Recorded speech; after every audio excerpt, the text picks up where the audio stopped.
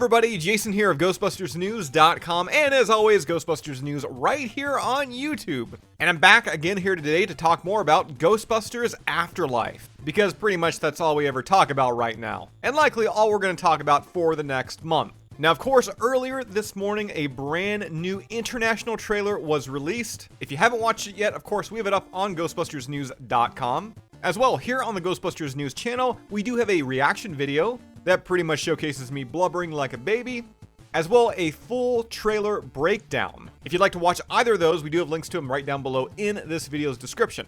But in addition to that trailer, a brand new international film poster was also released for Afterlife. And for me, this is my favorite poster yet. And before we talk about all the little details and Easter eggs that are contained here, a quick warning, if you're trying to avoid spoilers, you may want to look away just a little bit. But I want to clarify, I'm only talking about things that Sony has acknowledged.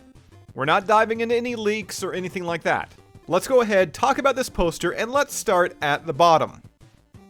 You can see that they are using the tagline, "Discover the past, save the future."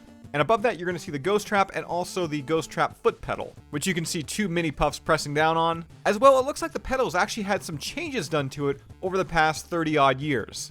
It definitely looks different than the last time we saw it back in Ghostbusters 2. The ghost trap, on the other hand, looks about the same. You will see that Muncher is being sucked into it. And moving up from there, we've got the Ecto One with the gunner seat extended.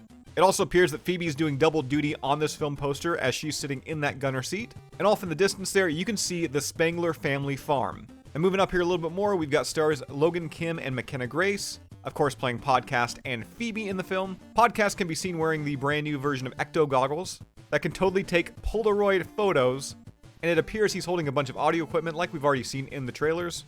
And then we've got Phoebe holding the Spangler Neutrino Wand. And did Sony ever go hard in making McKenna Grace look like Harold Ramis in this photo? Like, seriously, that is perfect. Moving over to the right-hand side here, we've got Celeste O'Connor, who plays Lucky in the film. You can see she's holding the PKE meter. And the big noteworthy thing about this here is you can see the PKE meter's brand new red button on the back. And what does that red button do? Well, as per Adam Savage's tested video that was released earlier today, that activates the new Shocker Taser mode. Yes, we've got confirmation the new PKE meter will shock and tase ghosts. Above Lucky here, we've got Carrie Coon, who plays Callie in the film. And you can see to the right of her, we have got a terror dog. And how do the terror dogs fit into Ghostbusters Afterlife? Well, you know, in the first one we had a gatekeeper, we had a keymaster. Are we going to see that again in Afterlife? Well, watch that trailer breakdown I did earlier today and let me know what you think. Once again, a link to that trailer breakdown can be found down below in this video's description. Now, hidden above Callie and that terror dog, we do have this very faint image of the Gozer statue.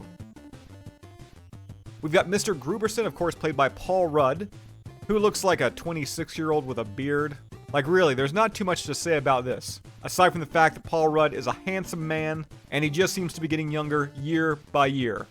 To the left of Rudd, we've got Trevor, who's played by Finn Wolfhard in the film. He's holding a flashlight in his right hand, and to really further the fact that he's kind of a gearhead, and he's all about cars and vehicles, he's wearing a car on his t-shirt. Now for me, one of the coolest parts of this poster is what's in behind Finn. More importantly, who's behind Finn? Because we've got the silhouettes of the Ghostbusters. And when I say of the Ghostbusters, I mean the original OG Ghostbusters. There is no doubt who those three are. That's Ray Stantz, that's Peter Venkman, that's Winston Zeddemore, otherwise known as Dan Aykroyd, Bill Murray, and Ernie freaking Hudson.